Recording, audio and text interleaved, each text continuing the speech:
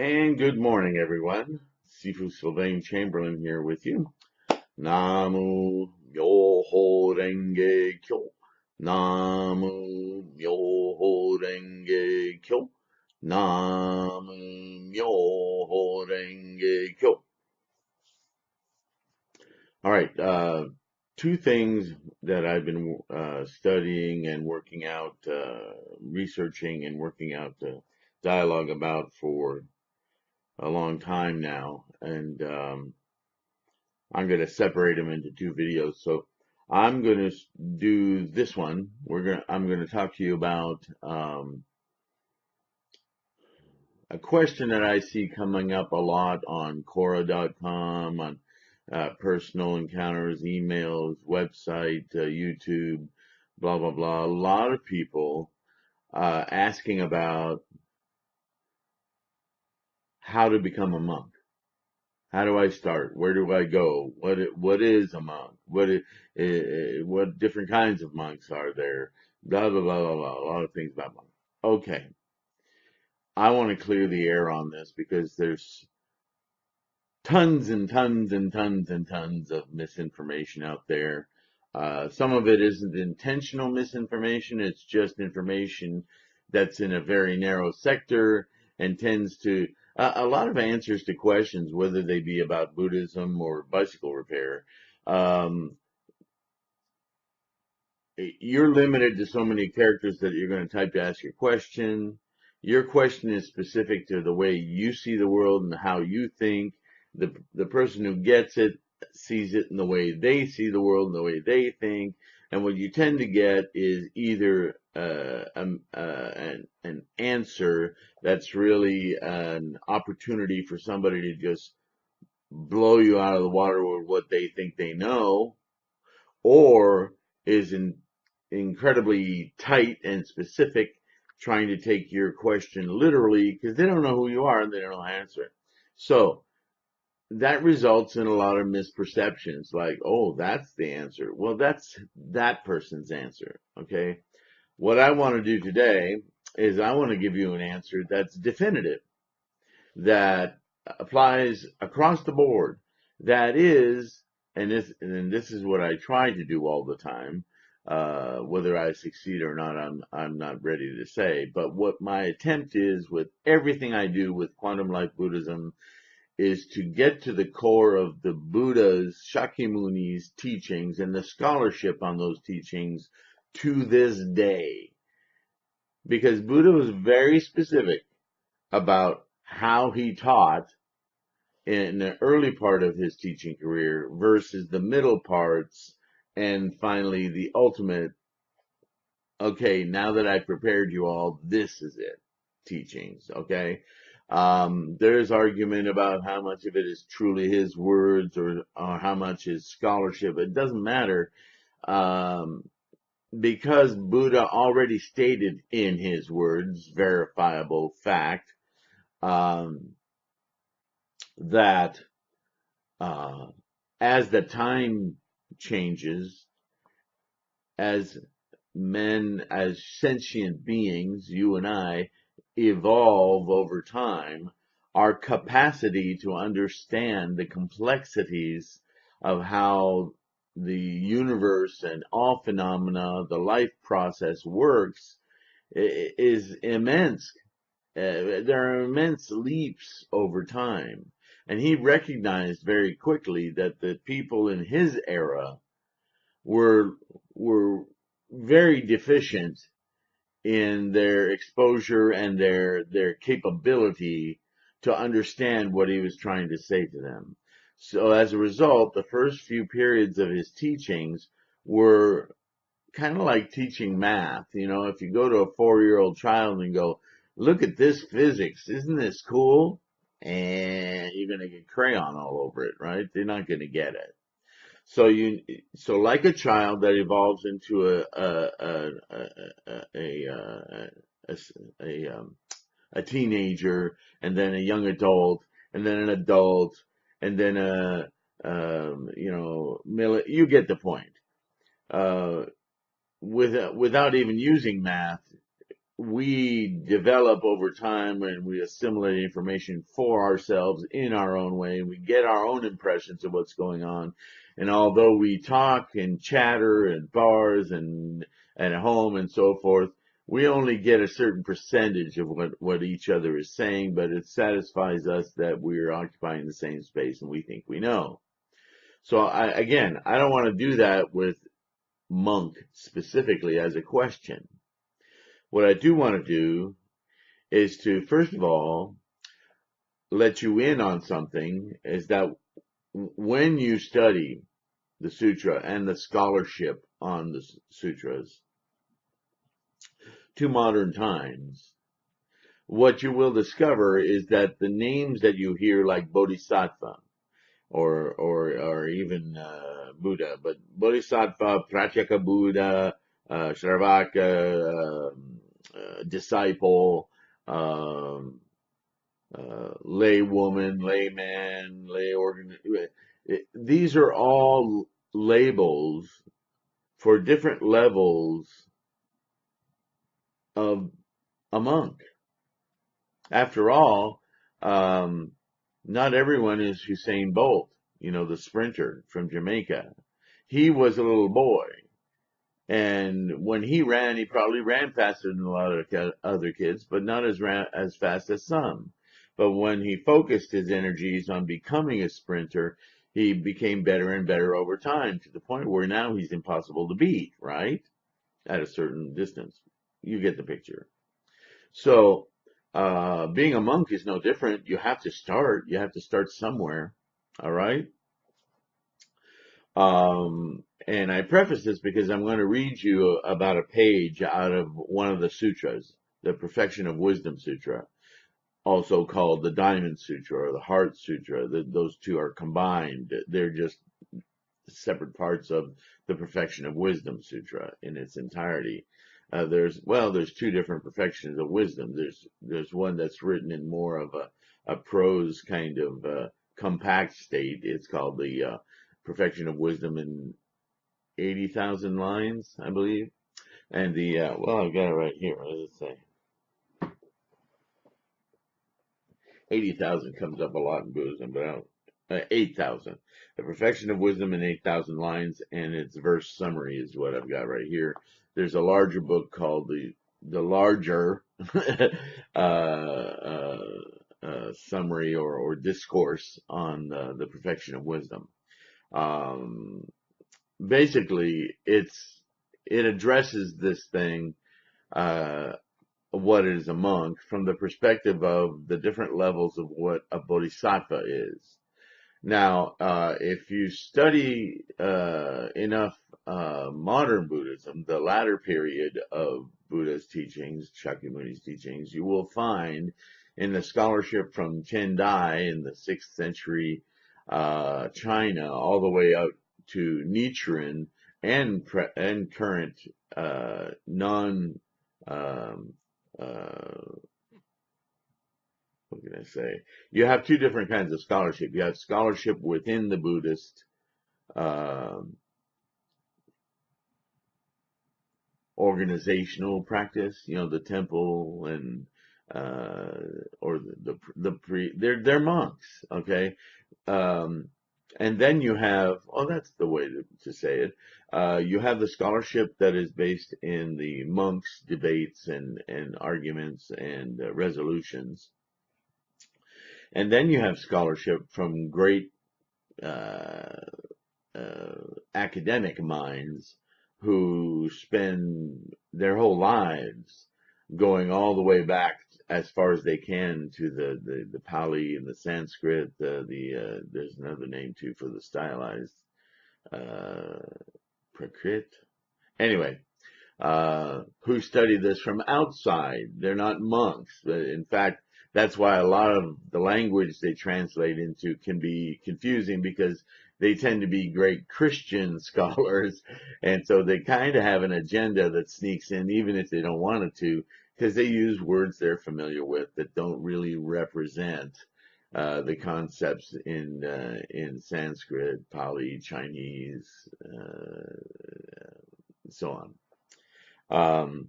But anyway, back to what I'm trying to talk about today, if I can stay on track. Um, the perfection of wisdom talks directly about this bodhisattva or monk state of learning and how to differentiate what those things are. I don't want to get completely involved in that, but there's one page in here that demonstrates exactly what I've been saying for decades now. Um, if you want to be a monk, be a monk. In modern scholarship, Buddhism, and throughout the history of Buddhism, Buddhism at its core is study. If you want to be a Buddhist, then you are already a bodhisattva. You are a bodhisattva of the earth. That's explicit in the Lotus Sutra. We are all bodhisattva. We are just from a very ignorant stage of being a bodhisattva to a very elevated, aware stage of being a bodhisattva. But all of that is being a monk, is it not? So, if you want to study diligently the Buddhist works, the Buddhist canon of Shakyamuni's sermons, as well as the scholarship and commentaries about those sermons and the way to interpret them, as Shakyamuni himself said repeatedly, don't go by the words, go by the meaning, because he knew that words are provisional. Words, when you talk to a friend that you see every day, your language changes in respect to talking to your great aunt from 2,000 miles away that you only see once every other year or so on a holiday, maybe. Your language changes depending on who you talk to, right? So Buddha understood that he was forced to change his language to address the people of his time because of their ignorance. It's not really fair uh, ignorance. There's two different ways to hear that word, right? Ignorance being you just don't know, and then, as Alan Watts would say, ignorance, which is more applicable to modern people who choose to not understand things, to choose to not be informed about stuff and make opinions out of nowhere. That's a different kind of ignorance. So I'll pronounce them differently if I mean one or the other. I'm talking about ignorance. People just didn't have the capacity at the time, okay? So he had to talk to them in terms that they understood to get them further, which explains a lot of the weird names and deities and goddesses and all of these things. They really end up, as you keep studying, they end up being personifications of human behavior. They never meant, there's no gods really in Buddhism. There aren't. There's nothing other than human. Everything rests with us. Buddhism is about our minds and how we perceive things. Okay. Back to being a monk. Listening to this video, it could be your first step in your study of Buddhism in order to understand your life from the perspective of a monk. You could say, I'll even make it easier than that. You could take the term monk and you could substitute it with student. What does it take to be a student? Now the question is really easy to answer, right? Where do I have to go to be a student? Nowhere. Sit in front of your computer and devour everything you can find on Google. Go to Amazon and download every sutra you can find from the first period to the fifth period. From the beginning. You won't even know what that is. Well, you could even Google it that way and find out what is the first period of Buddha's teachings.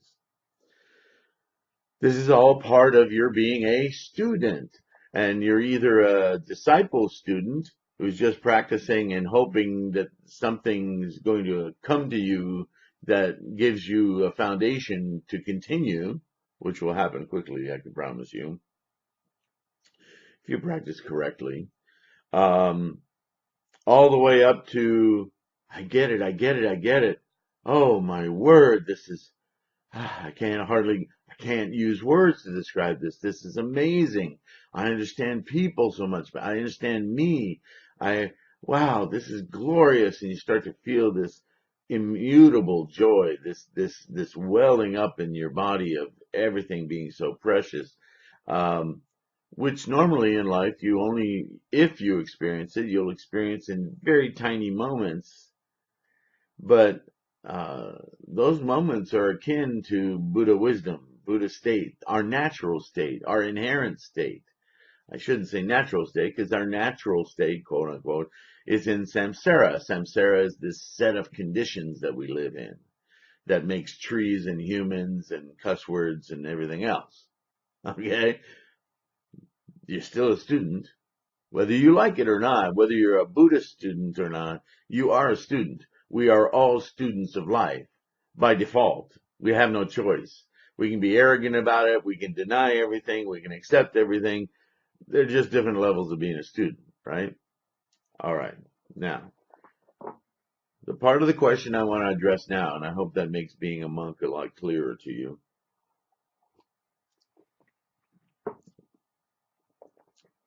There are groups to this day that will tell you that the only way to be a quote unquote Buddhist monk is to join a monastery.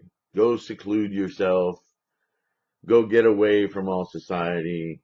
That's the only way you can really be a monk. Otherwise, you're just, entertaining yourself. Well, I'm sorry. I'm sorry that that message still exists in the world. I'm so desperate to change that because what it ends up doing is pushing a lot of people away from Buddhist practice thinking that, oh, well, I got to have $10,000 worth of money in the bank so I can survive it because they won't support me. I got to be that dedicated that I got to go live in a freaking loincloth in a cold, dank room for the rest of my life if I want to learn any of this wisdom. Oh my God, it is so horrible that that information is still out there. It's not true. It's not right. It's not even Buddhism. And I'm going to prove it to you. I want to read you this page out of the Perfection of Wisdom. It's not the ultimate sutra, but it is a Mahayana sutra.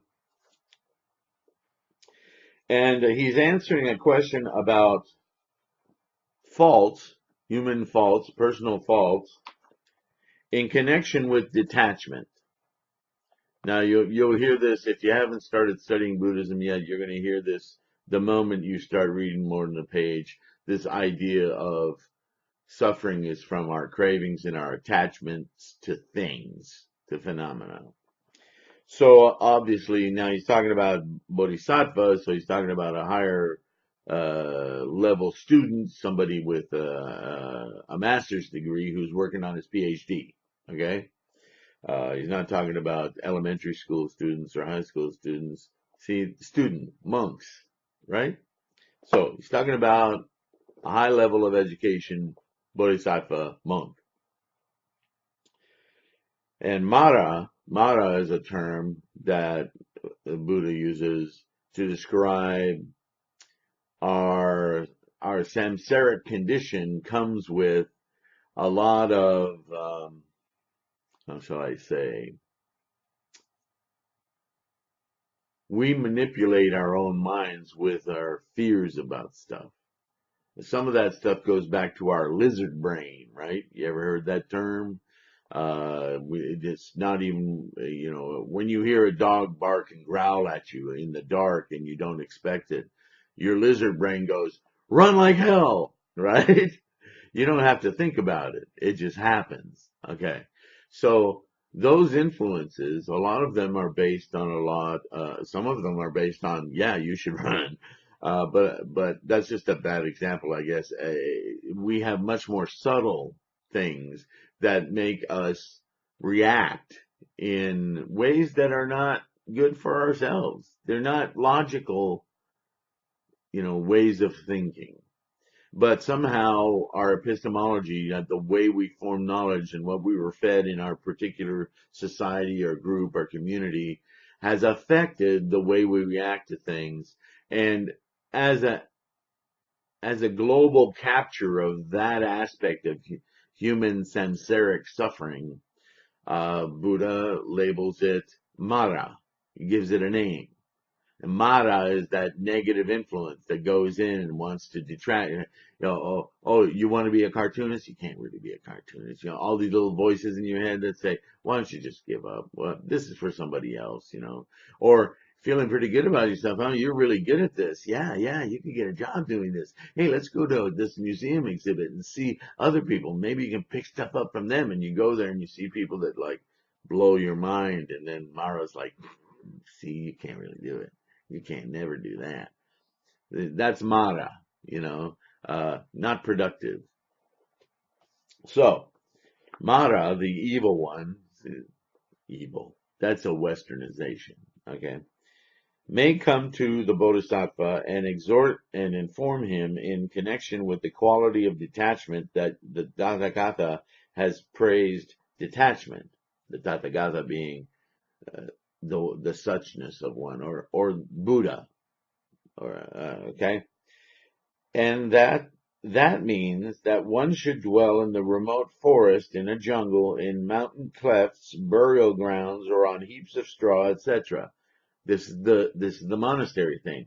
In order to be detached, in other words, what he's saying, Mara, your negative influences, might creep in and say, if you want to be a good monk and really attain enlightenment, you got to go into the remote forest or in a jungle or in a mountain cleft, in a cave. You read stories about this all the time. This is the monastery argument, okay? But now this is Buddha talking. This is Shakyamuni, okay? It's not my opinion, but that is not what I teach as the detachment of a bodhisattva. Let me say that again. That is not what I teach as the detachment of a bodhisattva, that he should live in a forest, remote, lonely, isolated, or in a jungle, mountain cleft, burial grounds, or on heaps of straw. That is not Buddhism. So Subhuti, which is really a name he invents to talk to himself, because people learn better in a question and answer format. So Subhuti, this very enlightened arhat, if you will, if that is not the detachment of the bodhisattva, what then is it? Oh boy, we're going to find out. Buddha says, a bodhisattva dwells detached when he becomes detached from the mental activities associated with the disciples and the Pratyeka Buddhas.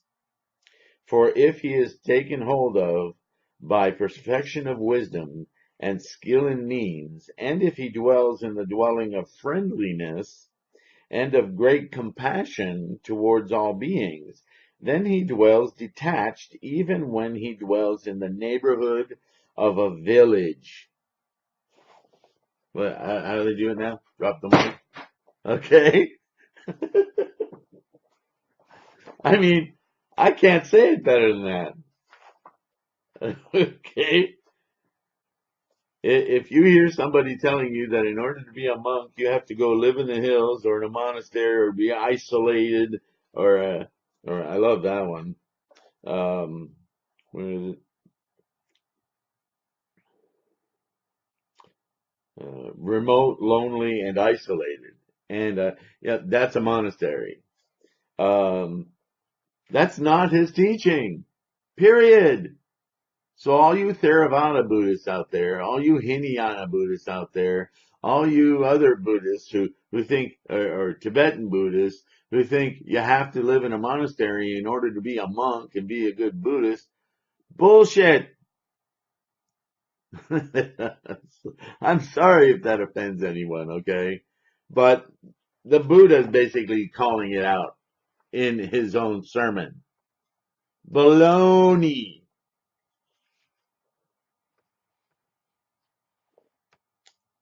So what is it to be detached? Again, the Bodhisattva dwells detached when he becomes detached from the mental activities associated with the disciples and Pratyeka Buddhas. What do we associate with disciples and Pratyeka Buddhas? They are still attached to things, to phenomena, to emotions.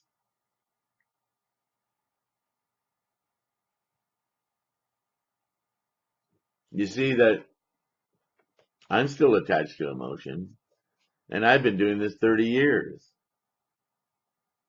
But you hear it in my speech. I can't deny it. I've gotten rid of a lot of attachments. I've been cleansing my life for 30 years, but it doesn't happen overnight. Or I should say, if it does, wow, good on you. I want to know you. I want you to teach me. And how do you teach me? You don't do it with words. You show me how you see the world, and you show me what your perspective is and your perception is. And if I'm truly listening and I'm a good student, monk, then I'll get it and I'll integrate it and I'll use it. That's Buddhism. Buddhism is study. The more you study, the more conviction you get because you understand more. The more you understand, the more you want to know more. So you practice harder. What's practice? Study. Think on this. That's what meditation is. Think on it. We all meditate all the time, 24/7. We're meditating. The question is, what are you focused on?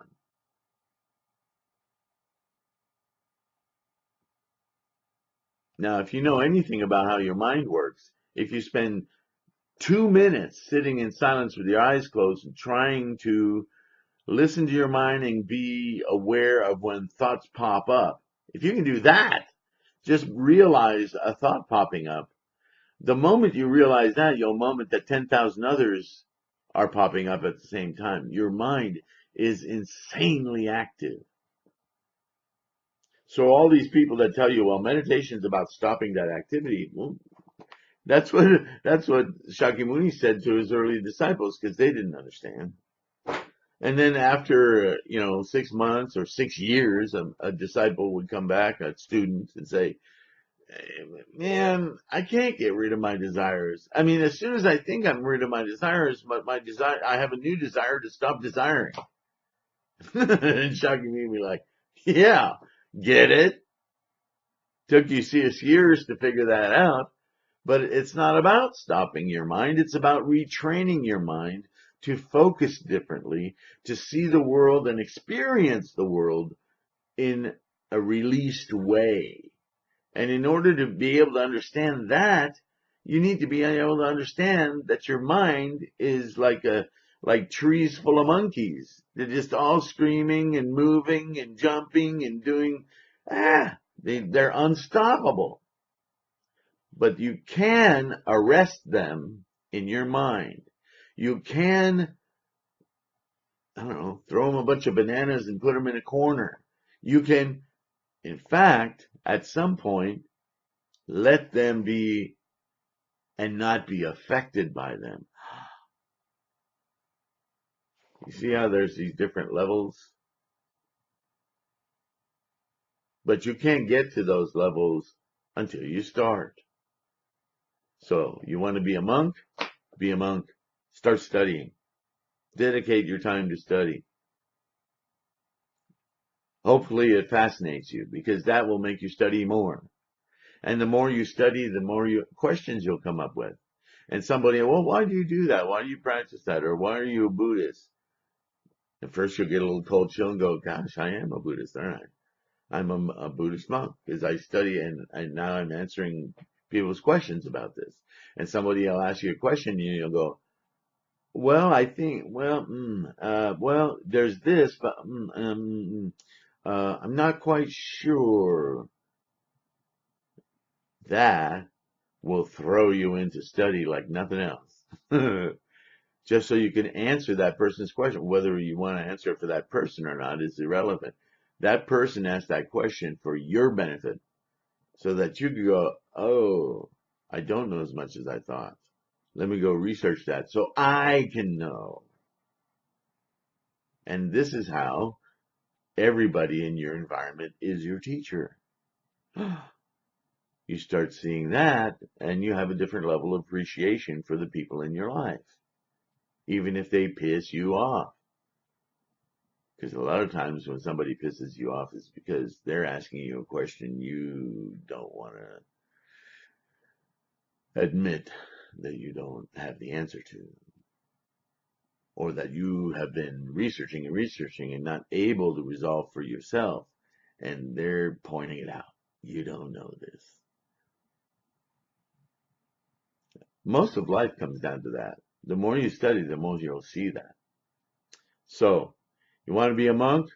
Ta-da! Start studying.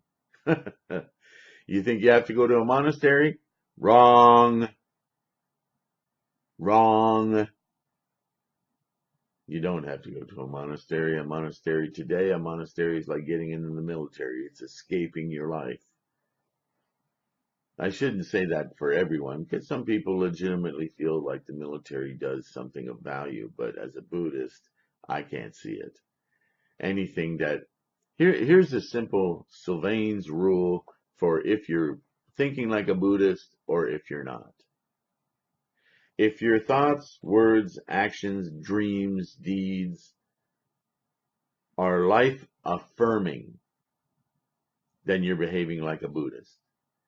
If your thoughts, words, deeds, actions, dreams, if they're not life affirming, you know what I mean.